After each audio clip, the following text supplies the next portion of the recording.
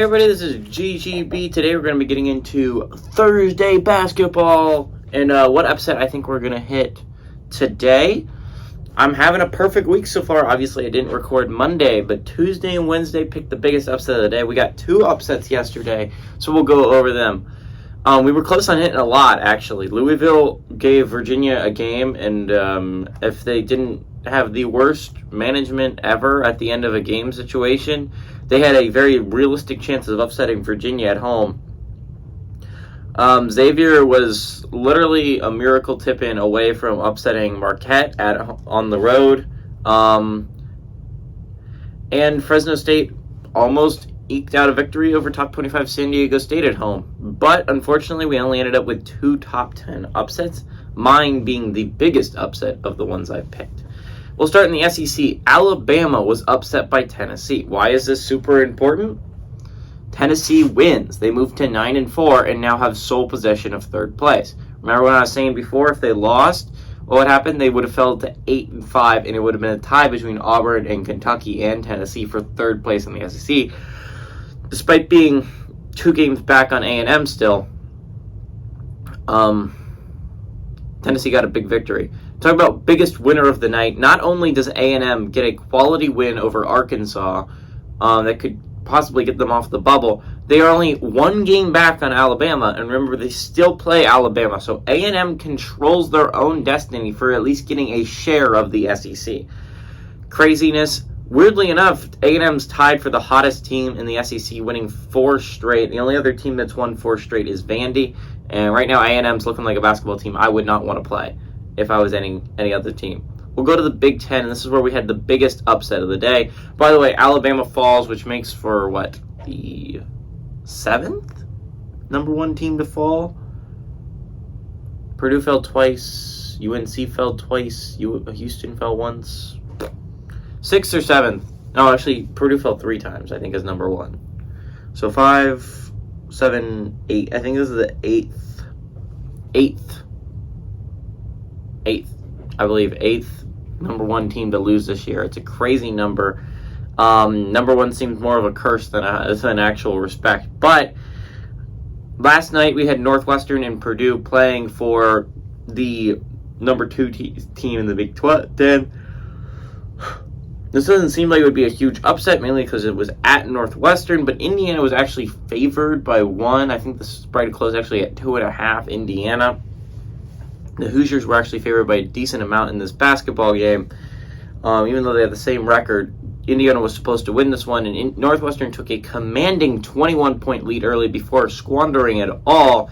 Indiana tied the game in the closing 30 seconds, but unfortunately for them, Northwestern had one more trick up its sleeve. Boo Booey made a beautiful floater to take the lead with 2 seconds remaining by 2 points, and Indiana missed on its Hail Mary 3-pointer. Northwestern wins its 4th straight basketball team and is now officially the hottest team in the Big Ten. No team's all that close. The closest team is Michigan State, winning 2 straight.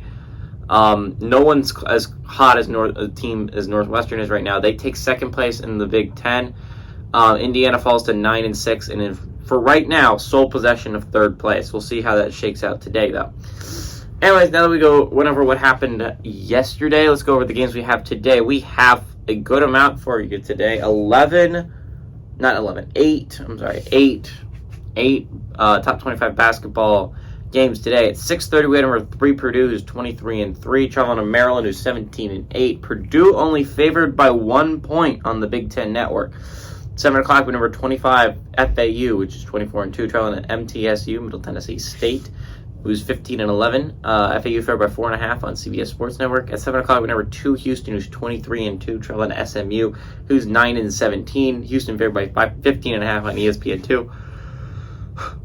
At 9 o'clock, we number 17 St. Mary's, who's 22-5, traveling to San Diego, who's 11-16. St. Mary's favored by 13.5 points. At 10 o'clock, we get Utah, who's 17-9, traveling to number 8 Arizona, who's 22-4.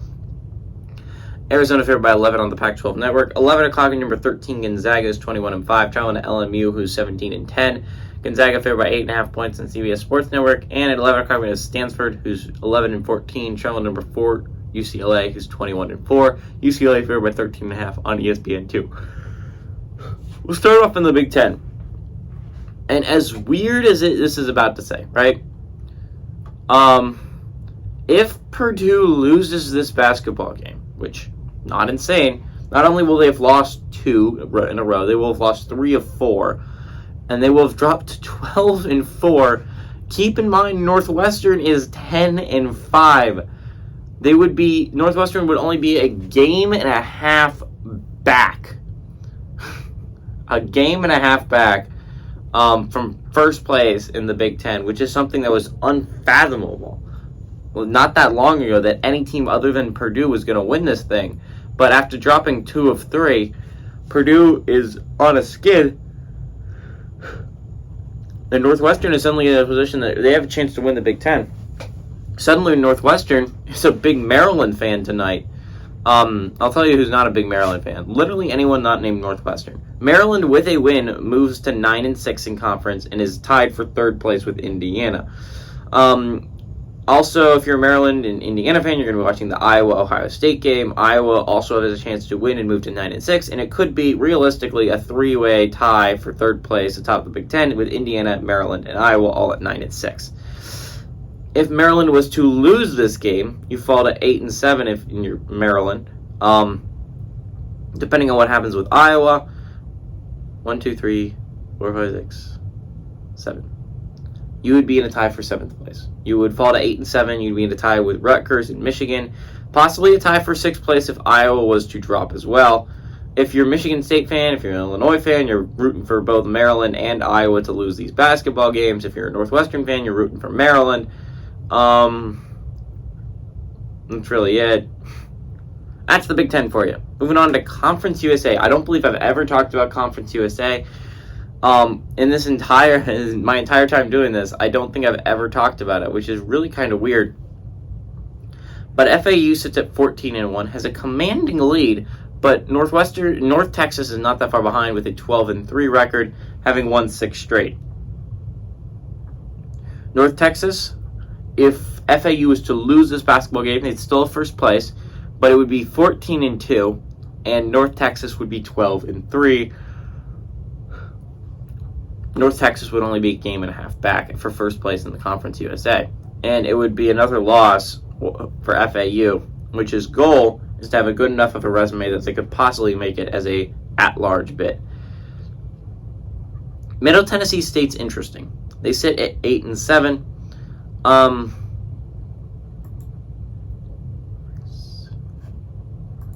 So they sit at 8-7. With a win, you can move to 9-7 if you're Rice. If you're Middle Tennessee State. You can move to 9-7. You're only half a game back on UAB. UAB next plays today, actually. They play UTEP. So realistically, Middle Tennessee State, if you pull off the upset,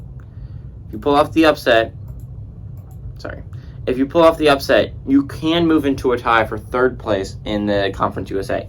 Huge opportunity for you. You would have to hope for a miracle in UTSA? What is it? UTSA. I always miss them. UTSA is playing UAB, I believe. You would have to hope for a miracle either way. But if they pull off the upset. Now, again, interesting scenario. If Middle Tennessee State was to lose, which is the likely scenario here. Again, it's at home, but FAU is still 4.5-point favorites. If Middle Tennessee State loses this game, they fall to 8-8. If Rice beats UTEP, I believe, they move to 8-7, and Middle Tennessee State would fall from 4th place to 5th place. Big game for Middle Tennessee State. FIU as well is 7-8, and they play U on Saturday. So that's going to be an interesting game. It's going to be an important game, most likely, for the Blue Raiders. Anyways, moving on, we're going to move to the American. I know, weird conferences we're starting today, but Houston is playing SMU. Houston with a loss, and Memphis with a win over UCF here today. What UCF seems to have figured stuff out, so it's going to be interesting here. But with a loss for Houston and a Memphis win, Memphis would only be a game back for 1st place in the AAC. Interesting scenario here. If you're Memphis, obviously you're going to be following the Houston-SMU game rather closely. SMU, on the other hand, is in an interesting scenario where they need to win, right? Sorry, tired. SMU is tied for ninth place in the AAC. With 4-9, they're tied with USF. Now, if they were to win today, they could move to 5-9. And ECU, I believe, plays today. If they were to also lose, they could fall to 4-9. Realistically, SMU could hop up 2 spots and go from a tie for 9th into 8th place in the AAC, which is an important hop if you're SMU. If you lose, you fall to 4-10. No longer in that tie for 9th. You are in 10th place by yourself. So big game for SMU to try and get out of this bottom cellar, try and pass some basketball teams. A more interesting AAC game, if you're interested in AAC play, Memphis UCF should be a very good basketball team. Both trying to make a case for an NCAA tourney appearance. So this is going to be an important basketball game for both these teams. Finally, move on the West Coast Conference. We got 4 teams we got to talk about here. We got St. Mary's and Gonzaga, not to mention that they're challengers in LMU and San Diego. If St. Mary's was to lose and Gonzaga is to win, it would enter a tie between St. Mary's and Gonzaga for first place. Remember, St. Mary's won against Gonzaga in their only matchup so far, so they would have the tiebreaker there, but it would have to go down to a tiebreaker for Gonzaga, and that's good news. Considering Gonzaga is to play St. Mary's again on their home court, where they've been pretty much unbeatable the last couple of years. LMU is, so basically, yeah, that's what happened. Obviously, if St. Mary's wins and Gonzaga loses, suddenly St. Mary's has a 2-game lead on Gonzaga, which is good news if you're St. Mary's. But again, these 2 standings aren't going to change. Outside, we're going to have a tie for first tie and go down to tiebreaker. LMU, on the other hand, is an interesting situation. LMU sits at 7-6. With an upset victory, they could move to 8-6, which would be interesting because Santa Clara is 7-6, and they play BYU today. So, an important game, actually, weirdly enough, for West Coast, well, for LMU fans, is you're also going to be following the BYU Santa Clara game rather closely, because if LMU wins and Santa Clara loses, they reclaim that 3rd place in the West Coast Conference. On the other hand, if LMU was to lose this basketball game, they would fall to 7-7. Worst case scenario for LMU, BYU also wins. I know it seems not that worst case of a scenario, but you would fall to 7-7. BYU would move up to 7-7. If Pacific beats San Francisco today, they would move to 7-6, which would also pass you. And what we would have in this situation, which I know this is worst case scenario for falling if you're LMU, is Pacific would enter a tie with Santa Clara for 3rd place in the West Coast Conference, and LMU would be in a tie for 5th place with BYU. Not an ideal scenario for LMU. Remember, best case scenario, they can move into 3rd place. Worst case scenario, they can fall into a tie for 5th. So, not ideal if you're an LMU fan. Moving on, San Diego is an interesting team to talk about. If loss isn't going to do anything, they're second to last place regardless. They have a 2-game lead on Pepperdine. Obviously, if Pepperdine, you would like to lower that a little bit, but obviously the likelihood of Pepperdine catching San Diego seems unlikely. Now, if San Diego was actually able to pull off the upset, they go and they beat St. Mary's at home.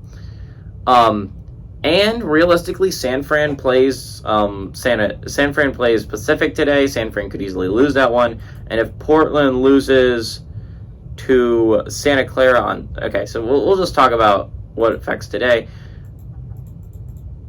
Trying to get back to West Coast Conference standings. Anyways, if San Diego wins, San Fran loses, San Diego can move into a tie for 8th place in the West Coast. This is important because right now they sit in sole possession of 9th place.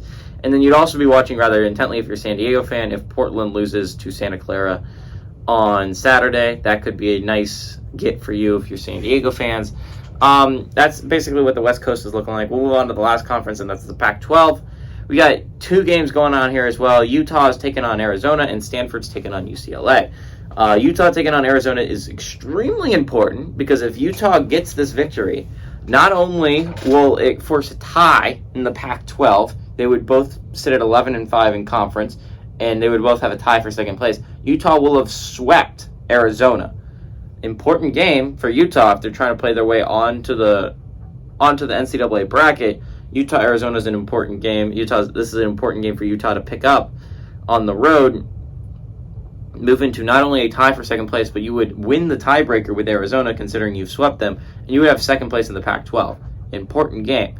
Now, if Utah was to lose this game, they could fall to 10-6. If USC was to beat Cal tonight, which seems like a likely scenario, Utah could fall to fourth place and half a game back on USC. USC moves to 10-5, takes third place, and would be about a game and a half back on Arizona. Utah loses, they would fall to 10-6 and be half a game back on USC. Interesting game. Also, I believe Arizona State plays tonight, if I'm not mistaken. Arizona State plays Colorado tonight. And if Arizona State was to win that matchup, which seems, again, like the light league scenario here, Utah would fall to 10-6. If USC was to beat Cal, we're going over worst case scenario, by the way, for Utah. If USC was to beat Cal, they would move to 10-5. They would pass them for third place. And if Arizona State was to win, Utah would be in a tie for fourth place with the Sun Devils. Rough one if you're Utah. UCLA, the hottest team in the Pac-12, who's won 4 straight, is taking on Stanford, a team that ended the longest winning streak in the Pac-12 not that long ago, last week. Now, if Arizona was to win and UCLA was to lose, Arizona would only be a half game back of first place in the Pac-12. Interesting scenario there if you're Arizona. Obviously, that's ideal. Stanford with a win can move to 6-9 in conference and move up into a tie with Colorado and Washington State. Colorado plays tonight. If Colorado was to also lose, they would pass Colorado if they were to pull off the upset. So with a win, Stanford can move into 1, 2, 3, 4, 5, 6, 7. You can move into a tie for 7th place. You would pass Washington, who sits at 6-10. You could pass Colorado, who, if they lost, would also fall to 6-10. And Washington State plays Oregon State today. If they were to also drop, you would have firm control of 7th place if you are Stanford. I know that's a lot of things going your way. That would have Oregon State winning. That would have Arizona State winning's not insane, and you winning. That's 3 different scenarios, 3 different games you're going to be paying a lot of attention to, but having sole possession of 7th place would be just insane considering where Stanford was not that long ago. Now, if Stanford was to lose, they could fall to 5-10. If Oregon State was to pull off the upset, they would move to 5-11 and only half a game back on the Cardinal. So interesting scenario here we got playing out. Anyways, who do I think is going to win? I think last time it was Thursday, I was sitting here, I'm like, this seems like a half a point kind of day, right? I was almost right. We got one upset last Thursday, and LMU beat St. Mary's at home in a crazy upset, right? There's a lot of upsets that you can pick here. For instance, Maryland over Purdue is not insane. Maryland's only lost 1 game at home. That was to UCLA. Middle Tennessee State over FAU is not crazy, just betting against the fact that Florida Atlantic's not that good of a basketball team. I do think they're pretty good, but I mean, there's a realistic bet there. There's a realistic bet that Utah could go on the road and beat Arizona. There's a realistic bet that LMU could defend home court against Gonzaga, and there's a realistic bet that Stanford is actually starting to get things figured out and could go on the road and upset UCLA. I mean, like, they beat Arizona at home, and they should have beat Arizona State on the road. Stanford's actually playing some decent basketball as of late. The only game I think you can 100% eliminate, which is weird, but I think you can eliminate San Diego beating St. Mary's. I don't think that's going to happen. I don't think SMU is going to beat Houston. I understand the safe bet. We would probably go Maryland over Purdue. That's probably the safe one. It's only 1-point dogs. But what do we got? We're going on, this would be 11 straight days of upsets. I want to go big. I want to go big or go home. I'm sitting at 3 points. It's not the end of the world if I don't get this. I still have 3 more days left to hit an upset or just have no one upset anyone else. I like LMU. I like LMU to defend home court. They beat Gonzaga on the road. I understand Zags are actually playing well as of recently, but I like the Lions to defend their home court. I like them to pull off an 8.5 point upset. I like them to beat Gonzaga late at night.